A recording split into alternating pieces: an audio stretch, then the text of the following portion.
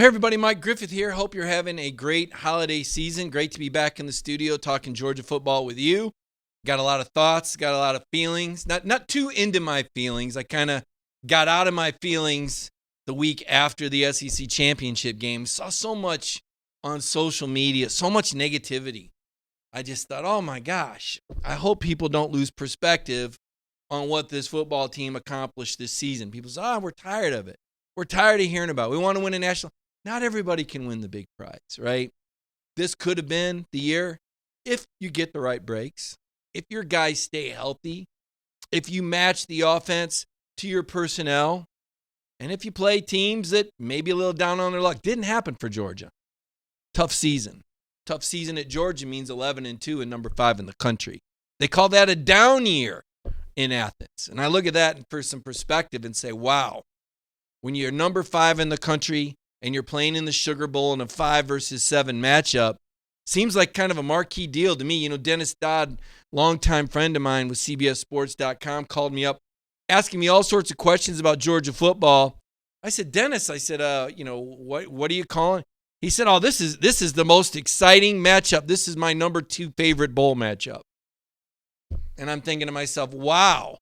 I suppose from the outside in, there is some intrigue. I mean, Baylor was a program. They only lost to one team this year. They lost to Oklahoma twice. And you look at what Matt Rule's done with that program, the 3 years that he's been there, where they were just a couple years back. And Baylor now with a chance to have the winningest Baylor team in history. And I actually covered Baylor when they were in this situation in the Cotton Bowl. I want to say it was maybe 2015. I was still a Michigan State beat writer, and that was back when Art Broyles was the coach. Michigan State had an unbelievably good defense, and their quarterback still threw for over 600 yards, Bryce Petty, I believe, and they lost. It was an unbelievable game. Michigan State came from 21 down and won like 42-41. It was a shootout. Now, this game doesn't look like a shootout to me. It might be who can get in the end zone first. I expect this Georgia defense to show up and show out. With J.R. Reed's decision to play in this game means everything. It sends a message. It sets a tone so that even if there are a couple other underclassmen who may be considering going pro, I don't know, Eric Stokes and Richard LeCount, I'm not necessarily saying that they should. We can talk about that a little later in the show. But if that's rattling around in their brain, if JR's playing, they're going to play. Monty Rice, and then the departing seniors, so many of them. David Marshall, been playing with that painful foot. One more game, Marshall will play with the guys. JR's explanation, I've been a Bulldog, I'm going out a Bulldog. It's a statement, and it's a popular statement. It's a healthy statement. I'm not saying that what DeAndre Baker did last year, not playing, was bad.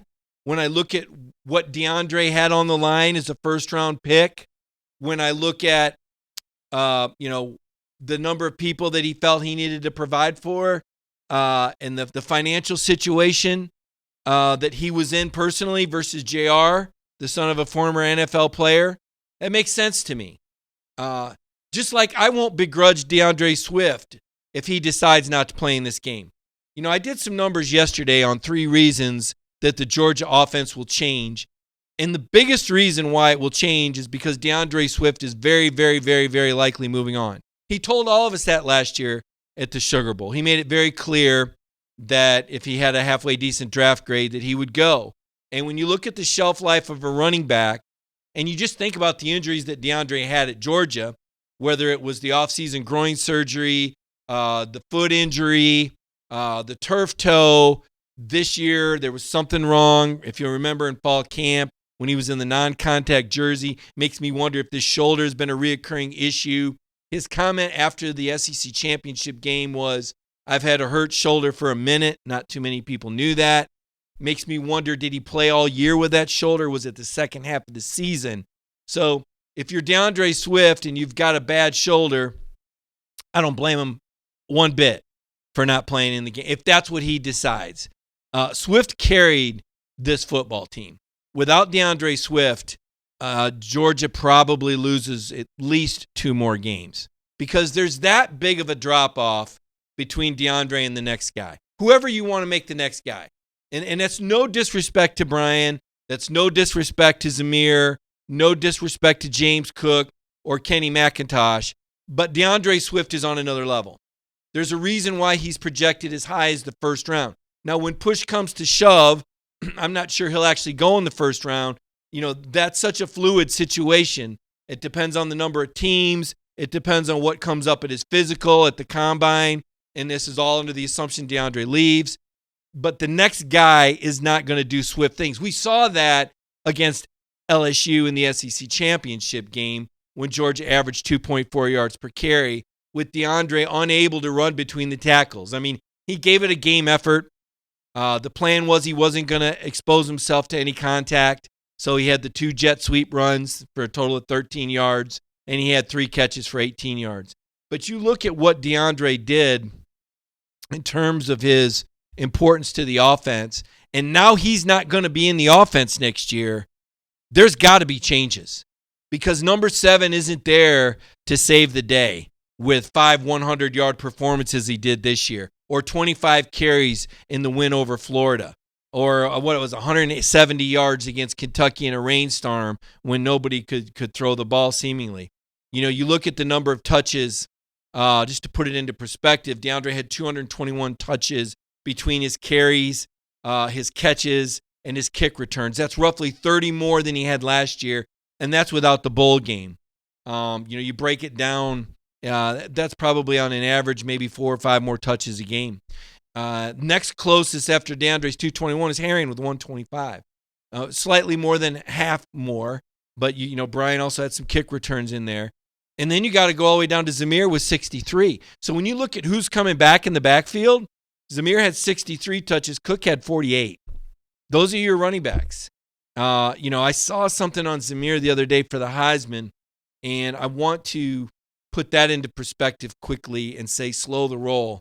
I had an opportunity to talk to Zamir after the SEC championship game, and the first thing I'll tell you is how impressed I was with how polite and respectful and soft-spoken Zamir was. It took about 2 minutes of conversation with Zamir White for me to become like a personal fan of who this guy is. You can't help but like him. He has charisma. That makes a difference for superstars. Superstars have that effect. Zamir's got the persona. I can understand why the people that have met Zamir are all in behind him. But when I was talking to him, he admitted, that the cuts this year, his knees felt fine, but he's still getting a lot of treatment. He's still being very careful with it. And so there's a part of me that wonders, is it that he just wasn't ready to make those hard cuts yet? Or does he not have the vision for those cuts? Even if you look back at his high school tape, not a real shifty guy like Swift. But again, who is, right? Swift's like a cat out there. He's got that cat-like quickness, the leaping ability, the cut. Swift is a special, special guy. And while Zamir is a powerful guy and a hard-working guy, I haven't seen special yet. James Cook, I've heard from teammates, is a special guy. I've seen flashes of explosion, but I haven't seen it consistently enough to say that James Cook will be a special guy, especially after the poor judgment that he showed last weekend. And I would put George Pickens in that category. Because here's the thing, being talented and having the God-given ability is only part of the equation of making it to the big time. You all know this. There's a lot of really talented guys who never make it for one reason or another. One reason or another usually is discipline and accountability and maturity. In this society, you get second chances, but eventually everybody runs out of chances. And teams now, the last thing they want to do is invest heavily in someone that could come back and damage their brand. And with social media and cameras everywhere, all it takes is one bad moment. I saw J.J. Holloman had a post, it might have been on Instagram or it might have been on Twitter, and it was something to the effect of, you work all your life for something that can change in 2 seconds. And JJ's right, and he knows it better than anyone. And I would say the same thing for James Cook and George Pickens. Now, the issues that they've had are not issues that you can't come back from. They're very learnable experiences, but they come at a cost.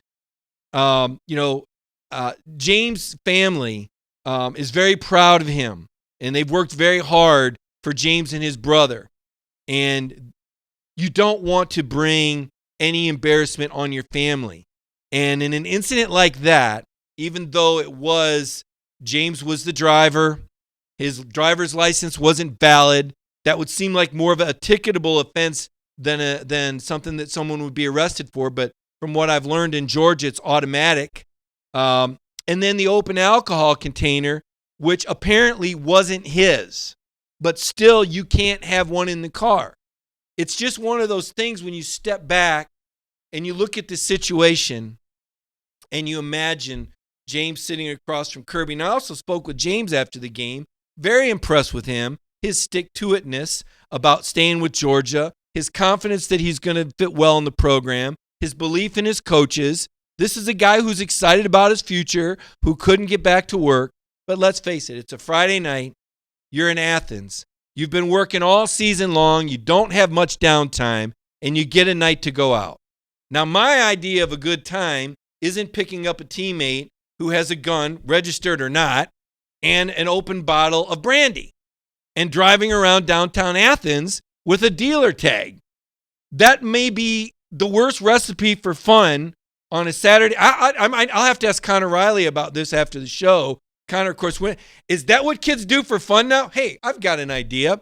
Find somebody with a gun, put it in the glove compartment. Let's open a bottle of alcohol, light some marijuana so it smells like marijuana in the car, and let's drive around downtown Athens.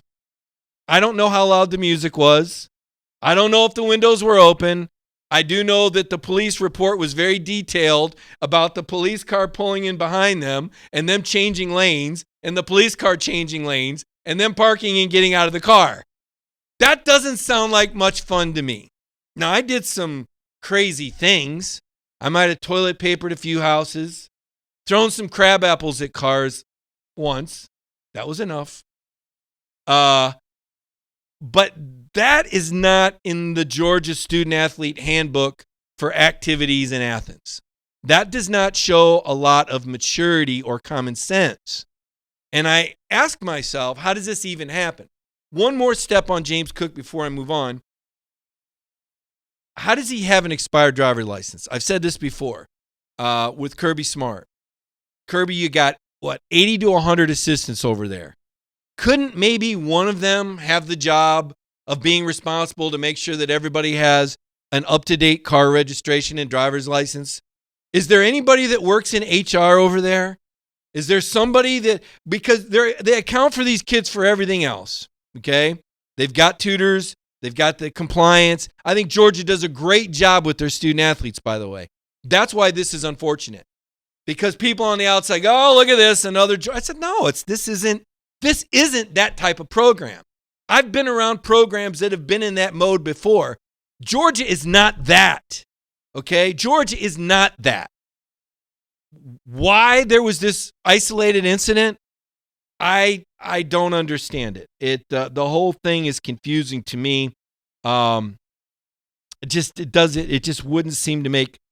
Schaefer was in the car with him. That's who had the registered gun. Apparently, he was registered, or there would have been an offense. He was the one who claimed the open bottle of alcohol. He wasn't charged with anything. But he should have been charged with being a knucklehead because he got his teammate in trouble and by not helping him say, James, this isn't a good idea. Let's go to the movies. Let's go see the new Lion King or something. Or let's walk around this really cool downtown and go into any one of these 40 or 50 restaurants and eat some good food. So that's done. That's over with. We'll find out from Kirby Smart tomorrow what the punishment will be, or maybe we won't. Maybe we'll just find out if it's internal. Hopefully we find out at the very least if James will play in the bowl game. That could be fluid. Kirby may say he hasn't decided yet. He may say that James has to meet a certain criteria, and he'll be evaluated between now and then on whether or not he makes the bowl trip. I don't know. I don't want to hazard a guess.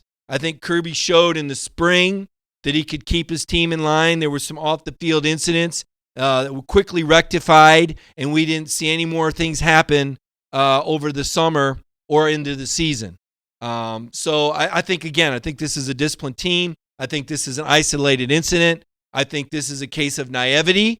Nobody should be that naive, but you need to know if you're driving around downtown Athens, there is a very heavy police presence. And that's the case in most university towns. That's not an isolated. That's not just Georgia. Most campus towns have a very heavy police presence. And having gone to a school that used to like to burn couches for fun at Michigan State, and near riots broke out decades ago, and apparently they started that up again before the East Land, I understand why. That's not something to regret. That's not something to begrudge. Be glad that the children that are sent here feel safe and protected in downtown Athens. That's my take on that. Getting back to the bowl game. Who's going to play, who's not? Who's going pro, who's not? Kind of want to transition into that comings and goings. I haven't really had a chance to be on camera since the Matt Luke hire, which, I look at it as the Matt Luke hire. I don't look at it as the Sam Pittman departure. I look at Sam as a coach who expired on the Georgia staff, who was ready for more, who wanted a bigger opportunity. And it's good that he got it. And he's going to make a lot of money at Arkansas now.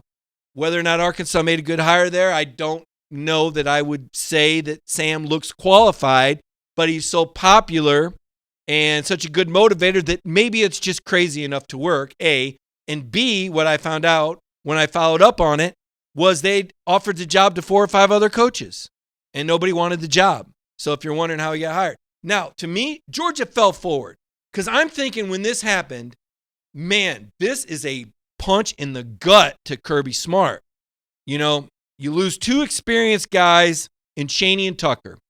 And I think they did a more than adequate job replacing them with Coley and Dan Lanning. I think Dan Lanning exceeded expectations as much because of the maturity and the players returning. Mel Tucker is a fabulous coach, but Dan Lanning, there wasn't the drop-off that you might have expected from a first-time coordinator. I thought Lanning did an unbelievable job, so much so I thought he was the coach that Georgia might lose to Memphis. And I do think eventually Dan will be a head coach, if not next year, the year after. You talk about a guy that's special with charisma. But then on the offensive side of things, you lose a guy like Pittman, who's a unifier, who everyone in the locker room likes, who gets all these big guys to play, and you go, my goodness, what are they going to do? And out of the sky drops Matt Luke. Jimmy Sexton, power broker, power agent, has made magic happen for Georgia and Kirby Smart. And you should send him a thank you note because Matt Luke is an ideal fit, not a good fit, an ideal fit, and a step up from Sam Pittman. And hear me out. Here's why. Matt is a younger guy with something to prove. And if you look at his track record and you look at the coaches that Matt Luke has been around, and when you work with people, just like in my industry, working with a Connor or a BA or a Jeff or a Michael Carvel or a BJ, you work with these people and you learn skills and you learn things from them that you kind of weave into your own game.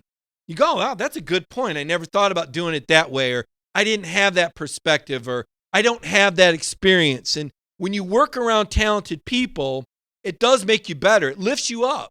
And Matt Luke has worked for Philip Fulmer, who was an outstanding offensive coordinator at Tennessee before he became the head coach. He worked for David Cutcliffe, who's considered one of the best offensive minds in college football. He had Rich Rodriguez working for him last season, who's the innovator of one of the greatest spread attacks in college football in the modern era. And Hugh Freeze, regardless of what you might think about what's on his credit card bill, is a pretty good offensive coach as well. And Matt's been around all these guys. He brings all that knowledge into the Georgia offensive meeting room. Now, there's nobody that's a miracle worker. And that's why, without even looking at the comments, and I haven't looked at them yet, I'm sure there's people that are already moaning and groaning about James Coley. Listen, I don't care who the play caller is. If you don't have the personnel, it's not going to work. And Kirby Smart, I found this transcript, and believe me, after that SEC championship game, there were so many things to write. There were so many storylines that I didn't have a chance to pour through the transcript line by line. And in working on this story today about the 3 reasons offense would change, I stumbled across a Kirby quote. And as Kirby does, he always drops something insightful. And I want to read this to you off the transcript when he's talking about the offense. This is the very last question. When someone asks him if it's a recruiting issue or let's see, what's the exact question? Let me see if I can find this here. Sorry for my delay. Joe Burrow's numbers last year were pretty much identical to Jake's, what Jake's were this year. And Jake's were better the first 2 years. Jake didn't become a different person, but clearly something changed. Do you feel like you're getting the most out of the talent you have, or do you think it's a recruiting issue that you need like they have, being LSU? They have the same guys, but they're doing all this stuff. And Kirby says, yeah, I'd say what you just said. Jake's numbers were better. The indicator was that there were 4 wide receivers that were drafted that are playing in the NFL the last 2 years. Right now, Kirby says, I don't know that they have 4 guys that are going to the NFL. Fair point. Cager's out. Blaylock's got a knee. Pickens, is he going to be on the team next year? Is he going to stay? I don't know. Tyler Simmons is a senior. D-Rob, anyone? Okay, so let's say, all right, the talent's down. But then he goes on to say, he mentions the lack of consistency in the injuries. Kyrus Jackson with the hand, Cager with the ribs, the shoulder, the ankle, D-Rob with the hamstring, Simmons with the shoulder, Tommy Bush with the groin. I mean, it was a laundry list. People are going to want to hear it. Now, this is what caught my attention, though. He said, there's a lot of plays they run that we run. There's a lot of plays LSU runs that Georgia runs. He says, you watch the tape closely, they run the exact same play we do. What's the difference right now? They have more success with it. They have guys getting open one-on-one and catching the ball. And then he goes on to say, I don't know how many drops we had tonight. He said 5 or 6. That's accurate. And he makes the point about the injuries in the first half. Georgia running the same plays as LSU on offense. You can't, that's what you want, right? I mean, is it a matter of, run those plays and they'll work? No, it's not. It's run the plays, 2 things, that play to your talent, which when DeAndre Swift was healthy, get the ball in number 7's hands as much as you possibly can, because he is undoubtedly the best, most consistent skill position player on your football team, and when completely healthy and at his best, arguably the best in the SEC among the skill position players. The most explosive, dynamic, toughest. Swift took it to another level. He got physical, and he turned into a short yardage guy. He added that to his arsenal. He can catch the ball. He can run. He can cut. He can run heavy. He can run outside. So, yes, you'd be crazy not to use DeAndre Swift as much as Georgia did, provided he was healthy and was good with the workload. So, yes, let's chalk that one up for Coley. Didn't outsmart himself. Didn't go away from the guy that was the best player on his team, right? 2, you start talking about you need to be more like Alabama and LSU and go 4 and 5 wide. Folks, you got to have the receivers to do it. And Kirby did say it's his fault that they don't have more dynamic receivers. Now, is it his fault that Riley Ridley was good enough to go pro as a junior? Is it his fault that McCole Hardman was good enough to be drafted as a junior? Is it his fault that Isaac Nada was good enough to be drafted as a junior? Is it his fault that J.J. Holloman had a domestic issue and got kicked off the team? There's 4 guys. Is it Kirby's fault that Lawrence Cager, he of 7 catches and 132 yards against Florida, got injured? Because I didn't hear anybody talking about Jake Fromm or the passing game or Lawrence Cager against Florida. I didn't hear anybody tell me how bad the offense was or how bad James Coley was. Why? Because Kirby devised a plan that was needed to beat Florida.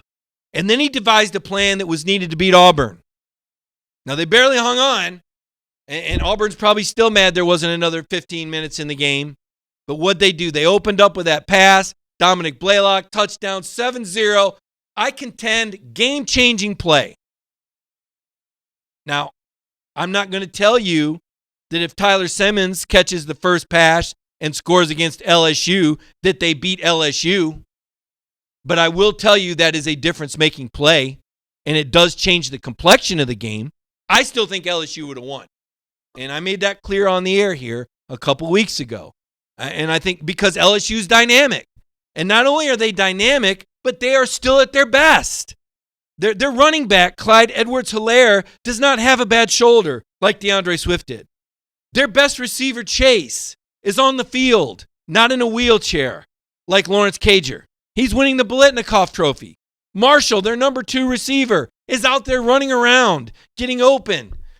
He's not suspended for the first half of the game like Georgia's second best guy.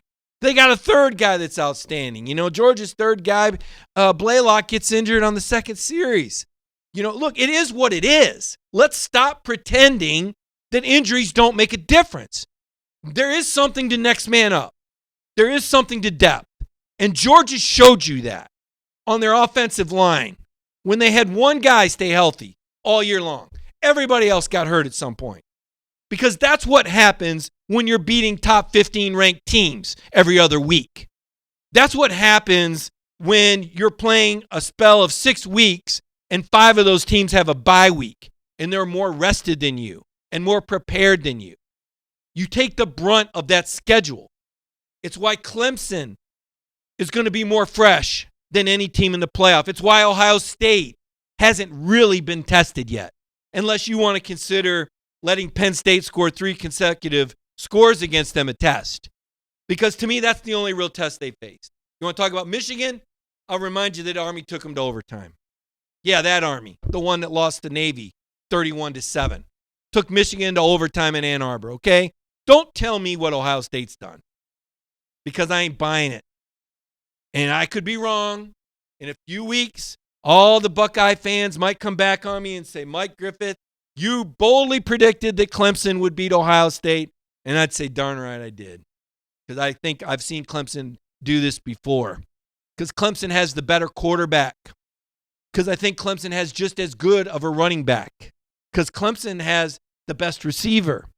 And I saw what the Clemson defense did against Tua last year. Fascinating matchup. Fascinating matchup. Back to Georgia. Stop dragging your heads. Almost said something else. About being the number 5 team in the country and about being 11-2. You beat 3 top 15 teams. Next man up came through for you on the offensive line. Next man up came through for you in the secondary. I'll be honest. When Tyson Campbell went out, I didn't know a lot about DJ Daniel. Some JUCO guy. That's all I knew. I said, boy, they're in trouble. They're going to pick on that guy. You know what? DJ Daniel gave them all they wanted and more. Those corners stood up. And that was the best secondary in the country. The numbers prove it. Oh, LSU, 37 points. Okay. Who hasn't LSU scored 37 on? Auburn? Auburn gave them a good run. Threw that defense, that 3-1-7 at them. Took LSU a while to adjust to it. They adjusted. Georgia trotted it out there, and LSU said, yeah, we've seen that before. We got planned for that. No surprise element there. Doesn't going to take you a halftime adjustment. Okay? Gigs up, Kirby. That plan's not going to work. I thought it was a brilliant plan. I was excited to see it, to see Lewisine and Tyreek Stevenson out there. I said, boy, this is good. This is good. These are special guys. Both freshmen. Remember, both freshmen. But I like the matchups. I like the concept. They were so close. 3rd and 7. 3rd and 7 on the opening drive. What if they turn them away? Little things like that make an offensive coordinator second guess. Maybe you're playing with a 7-0 lead and you stop them on a 3rd and 7 and get the ball back, right? I'm a big believer in the butterfly effect. One thing causes another thing to happen. Georgia was not the best team. They were not the better team. I don't think they were going to win that game, even with those breaks. I just don't. I think LSU is just that good. Joe Burrow is playing that well. I didn't think I could see anybody play any better than what I saw Tua do in the regular season last year. Because what Alabama did was historic, beating everybody by 23 points or more. And when Tua was on, and I went to that Alabama-Auburn game, and in the second half, and Tua flipped that switch, I said, oh my gosh, these guys are good. LSU was that way all year. All year. They had the quarterback play and they had the receiver play. I'm not going to sit here and tell you that Jake Fromm is as good as Joe Burrow. I don't think he is. I don't think he's as elusive. I don't think he's as good a runner. I do think he is as accurate of a passer. I do think he is as good of a leader. And I do think he is as cerebral in terms of reading defenses and knowing where to go with the ball. But I don't think he can get out of trouble like Joe Burrow can. And I think if Jake has a weakness, that's it. Now, what are you going to do with your offense? I don't think you're going to design a lot of runs for Jake, especially when you looked at who the backup was. You know, you had to make sure you protected Jake all year long. So you had to be conservative with your play calls, your boots, your waggles, whatever they call it, when the quarterback goes out into the flat unprotected off of play action. You don't want to expose Jake to hits. So dialing it back into this offensive philosophy, you've got to recognize there were limitations. And whether it was Jim Chaney or James Coley, there were limitations that Georgia was dealing with. You know, as I looked at the rankings, and I guess I've got them right here, on total offense, you know, I see Auburn was 53, Florida was 54, Georgia was 60, Texas A&M was 71. Auburn's got a pretty good coach there with Gus Malzahn. Dan Mullen sure does get talked a lot about being a genius. Jimbo Fisher, he's got the second all-time leading passer there at A&M. Georgia had better offense than them. Passing game, Georgia 76, Tennessee 77, Auburn 85. I mean, look, it wasn't great. It wasn't ideal. I'm not going to sit here and tell you how great the offense was. It wasn't. But what I will tell you is that I thought Georgia did what they could do best. And I thought they got as much mileage out of this team under the circumstances with the injuries as they were going to get. I don't think even if Georgia would have played LSU closer, even if Tyler Simmons scores on the first play and Rodrigo Blankenship makes 2 field goals that he missed, and you make it 37-23, they're still not getting in over Oklahoma. It was interesting. I had someone call me from SiriusXM Radio last week, and I thought it was odd. Like, well, why do you want to? We want to call you about the playoff, and they asked me about Georgia and Georgia's finish, and I said, look, this is a depleted team. This is a team that left it on the field. The star running back's got a bad shoulder. The best receiver is likely out for the season. The second best receiver was suspended for the first half. And has some issues controlling his emotions. The third best receiver has a knee injury and won't be back till the fall. This is and I'm saying, but look what Georgia did. They beat 3 top 15 teams. They went to the SEC championship game 3 years in a row, something that hadn't been done in some 23 years. Florida did it 94-96 out of the East. Kirby Smart, didn't raise the bar, but he met the bar. The minimum expectation at Georgia is win the East. They did that, okay? They didn't have what it took to get over the hump. I don't know many SEC teams in recent memory, and maybe you do, that would have beaten this LSU team. If you think about all the SEC champions going back over the years, which one of those teams would have beat this LSU team? I'm actually going to look at the comments for this one. I'm going to open myself up to this. Looking at your comments now, and let's interact a little bit. I want to get some feedback. There could be a million people on here saying that I'm crazy and they disagree, but that's how I feel. So that's why sometimes I don't like to look at the comments. I don't want to be dissuaded from airing my pure opinions, unfiltered opinions, without being persuaded by Philip or Sonia. That maybe I'm wrong, or that they strongly disagree with some things that I've said. It's always fun to get the feedback. What SEC team would have beaten this LSU team, SEC championship team? Shelton Tucker. Why was the Clemson quarterback not recruited by Georgia? Georgia had a pretty good quarterback situation going for him, right? Pretty deep. Kathy Green says now she doesn't see any team having a chance against LSU except Ohio State. Kathy, I'll disagree. I'll say Clemson. No, I'm talking about what former SEC championship team from 2015, 2014, 2013, was there an Alabama team? Was there a Nick Saban team that you would have picked to beat this LSU team? Because this LSU team, to me, folks, looks like one of the best I've ever seen among SEC champions. Now, they may go lay an egg in the playoff. I don't know what's going to happen against Oklahoma and Jalen Hurts. We all know what kind of miracles Jalen is capable of. We all know what Trevor Lawrence is capable. He still hasn't lost a football game, by the way. Should have been in New York at the Heisman ceremony. Criminal that he wasn't. He was on my ballot. I don't mind telling my ballot was Burrow, Hurts, Lawrence. 1, 2, 3. This is interesting. Clifton Jackson's Urban's national championship would have beaten LSU. That's good stuff. Tebow over LSU. That Florida team, what was it? I actually covered that game when – now that was actually – the game I covered was Chris Lee, Tebow's freshman year, when they absolutely blitzed Ohio State out there in Glendale. I think it was the first ever game in that Cardinal Stadium out there in Glendale, Arizona, that dome.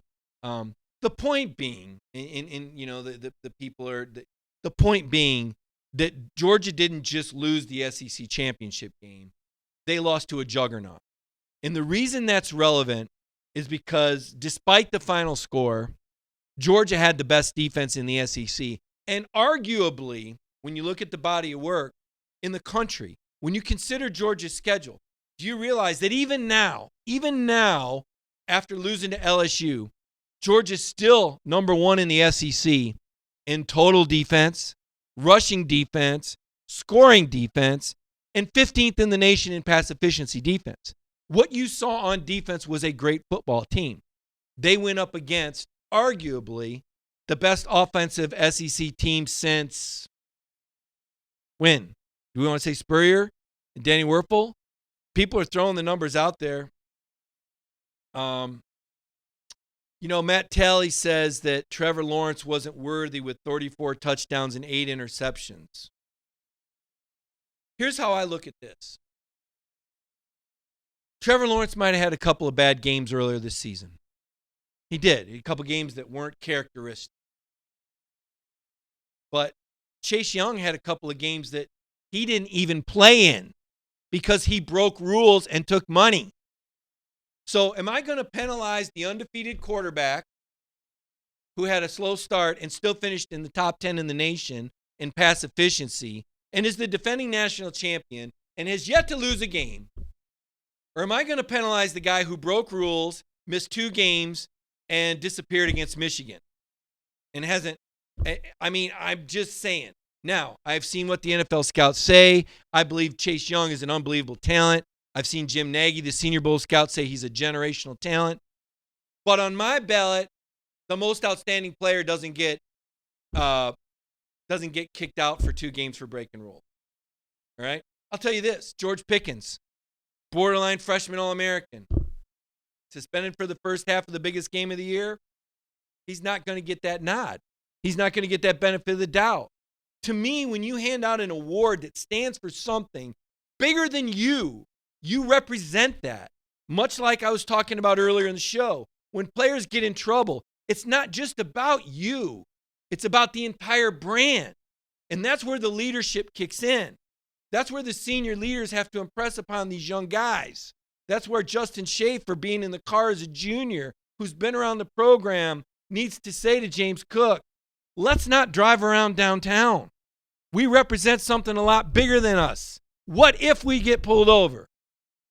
This is where the buy-in starts. And I think Georgia, for the most part, has it. I think Kirby does a very good job. I think the fans support this program with so much heart and money, the way they travel, the way Georgia took over Nashville, the Georgia contingent that I saw show up at Auburn, the Georgia fans that took over Mercedes-Benz Stadium, even though they knew there was a pretty good chance their team wasn't going to win against this LSU team, this edition of LSU, this one that hasn't laid an egg all season. Did I see that the worst percentage Joe Burrow's had in a game is 71%? That's an off day at LSU. The way Georgia fans support the team, they need to support the team now.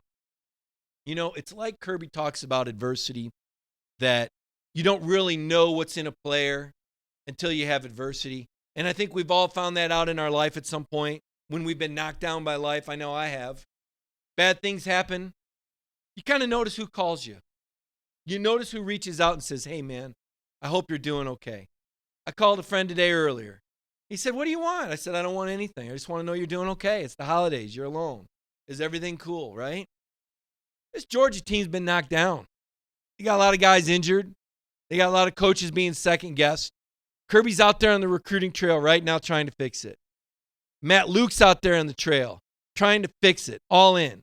Where's the fan base at? Where are they at on social media? What do their tweets say? Did their tweets say fire coaches? Did their tweets talk about how bad the quarterback was? You want Jake Fromm to come back? What do you want him to come back to? A season of second-guessing? Of everyone telling him how Georgia kept the wrong quarterback? You tell me. It's your program. You decide what you put out there when you have that Bulldog moniker, when the UGA is your icon, when Kirby Stomp This is your name, right? You're the one representing the program. What's your message? Are you behind it? Are you saying things are going to get better? Are you seeing the glass half full? Or are you feeling sorry for yourself because you lost a bet with your neighbor, or the obnoxious guy with the Alabama tags honks his horn when he drives by? I don't know. Fans are incredible. They're fun. It's interesting. Before I close it down, guys that could go pro. Let's be realistic. Andrew Thomas. Unbelievable career. Glad he's a first-team All-American. Should have been an Outland Trophy finalist. Disappointed. I stay in close contact with people associated with that award.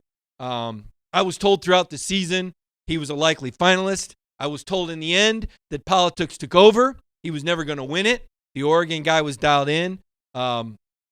Should have been a finalist. Politics got Andrew. He's a proud guy. He represented Georgia well. Permanent captain. Put him on a Christmas card and send him out. Interviewed this guy enough times to know he will be a champion. Just can't say enough about Andrew Thomas. Hope he plays in the bowl game. I'm sure Jake Fromm hopes that too. But what a wonderful guy and what a great story. And his presence lifted the program. Warrior, hero, salute Andrew Thomas. DeAndre Swift, I say the same thing. When the chips were down and backs were to the wall after the South Carolina loss, somebody needed to say something. And Jake really couldn't after a 3-interception game.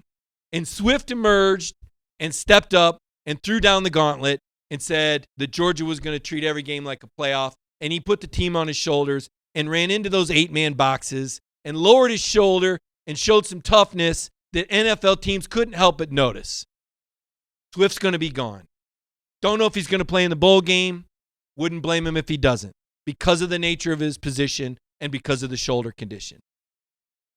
Isaiah Wilson, redshirt sophomore, third-year guy. A lot of speculation. I think he should come back. I think if he comes back, he could have a chance to be on that Outland Trophy ballot, to work his way into the top 10 in the draft. But I don't know enough about his personal situation. And so it would be wrong of me to say you're wrong for not coming back. Personally, as someone that just looks at it dollars and cents and draft stock, I say, you could make a really big jump. I think Matt Luke could make you better. That's another bonus with Matt. These players had the benefit of being coached by Sam. Well, Matt's a hell of an offensive line coach too. And it's one more guy that can teach him a few more things. I'd like to see Isaiah come back. I think he's probably leaning towards leaving. Could that change? Sure. Give it time. He's got to get draft grades. He's got to talk it over with his family. He's got to have a chance to meet Matt Luke. Does Matt Luke get a chance to re-recruit him? Solomon Kinley, another guy that I think would benefit. Solomon, unfortunately, the ankle injury, the weight gain, did not play well the second half of the season, but he was out there for his team. He was doing what he could do. I don't think he would get full draft stock if he comes out. I do think he'll be a very good NFL player, and I think somebody would get a steal with him in a later round because he's not at his best right now physically. If he comes back and has a healthy year, and there's an if there. So keep that in mind. He may have a family situation to consider. He may not be able to afford that if. I don't know where Solomon's going to go. I don't know what he's going to do. I got the feeling talking to him after the SEC title game that he was on the fence. We'll see what happens. Eric Stokes, great season, humble kid, came from nothing, former bullied guy. Eric likes to tell the story of being bullied. He's overcome it. I thought he had a very good season. Another guy who would benefit from coming back, but another guy who would probably be drafted later and be a steal for somebody. So again, I don't know the personal situations, and fans don't either, and I keep bringing the personal thing up because it does matter what these kids are going through and what their families need, what their needs are, where they're at in life. For some kids, it's just school and the schedule. It's just enough. It's draining. It's unbelievably busy and exhausting. And I look at their schedules and how hard they work and the amount of training they go to, and they're not really getting paid a lot of money for that. So Stokes is another guy. Richard LeCount, another maybe. I watched the SEC title game. There were a couple situations where Richard was a step off, and I thought to myself, does Richard understand that what he's seeing against LSU is what he would be up against in the NFL every week? I'd like to see Richard come back. I think Richard has a chance to be a legacy player. I think Richard has a chance to win the Thorpe Award and the Nagurski Award. I thought he took a big jump. He got more physical. I think he's still a half a step away from being an NFL starter if he gets drafted. But he would get drafted. But what does he do? Could his decision be tied in with Jake Fromm? Because where's Jake Fromm at? Now, the critics are going to say, oh, he's not good enough. He can just leave. Just let him go. Look, if Jake Fromm leaves, folks, Georgia's got a whole lot of work to do.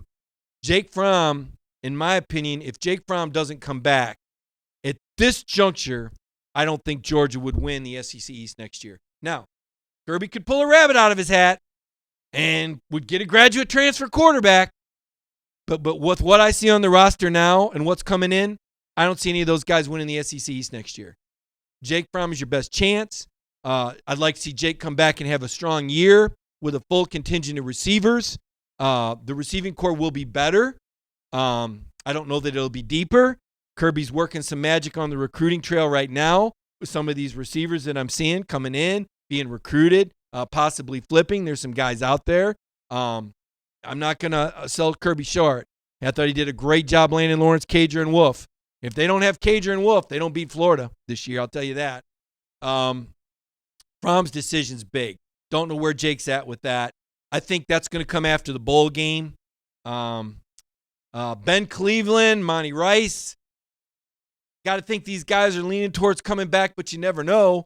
Big Ben, another guy that's close friends with Jake, a physical marvel that'll go to the combine and everybody will say, holy cow, this guy's big and strong. Or does he come back another year? Don't know where he's at. So the comings and goings are fascinating. I think the Matt Luke thing to me is one of the most positive things that I've seen happen to Georgia. The fact that Matt came to Georgia, he chose Georgia when he could have gone a lot of other places. Jimmy put him here. Jimmy Sexton, super agent, chose this for the client and said, this is where you need to go and marinate, Matt. This is where you need to go spend a few seasons and build a championship program and launch. Because Matt Luke will be a head coach again. Make no mistake about it. He's that good. And Kirby having a head coach persona in the offensive meeting room takes pressure off of him. I know there's been comments all year, you want Kirby to maybe get his claws out of the offense a little bit, to delegate a little bit more. Hard for Kirby to do because he's so involved in everything. He's so thorough. That's part of what makes Kirby Kirby. But if there's a guy that could maybe get Kirby to delegate a little bit more, it'd be a former head coach like Matt Luke. Somebody that Kirby could walk away. Had that effect for Jeremy Pruitt at Tennessee because Jim's been in the business a long time. I think Matt is that kind of guy. I'm not saying Matt's going to take over the offense. That's not what's going to happen. These offenses, it's not just one guy that says, okay, here's the plan, everybody, do it. They all collaborate. They all, like I was talking about earlier in the show, they all sit around the table and they bring their ideas and they say, how about this? How about this adjustment? They go visit other programs, NFL teams. They study. Could we do this? Could we take this element as LSU obviously did with the New Orleans Saints, with Brady? Georgia does that too, okay? They're not just sitting there and Kirby going, nope, we're not doing that, we're not doing that, we're not. It doesn't work that way. There's no quick fix. And that's how I'm going to end the show to tell you. there's not going to be any quick fix for Georgia, okay? It is what it is.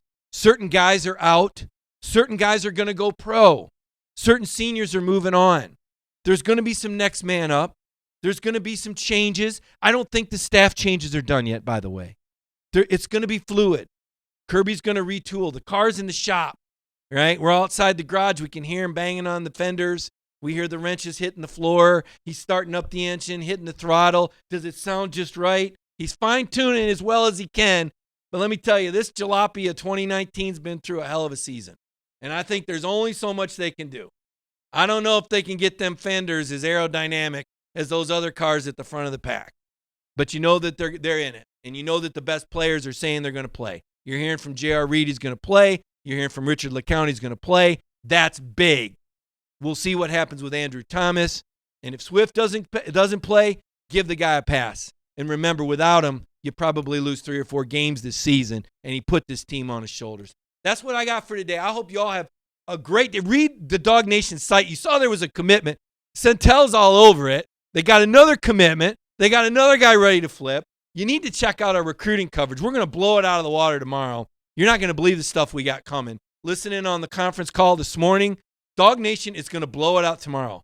If you're not signed up for our app, you better do it because you're going to want those notifications and you're going to want to see the presents that Kirby's got under the tree for you because he does this every year. We're all looking at it going, oh, what's he going to do? And Kirby and Georgia blow up on these signing days. So get the Dog Nation app and check out our dognation.com website. I'm Mike Griffith. You can follow me on Twitter at MikeGriffith32. Have a great week, everybody.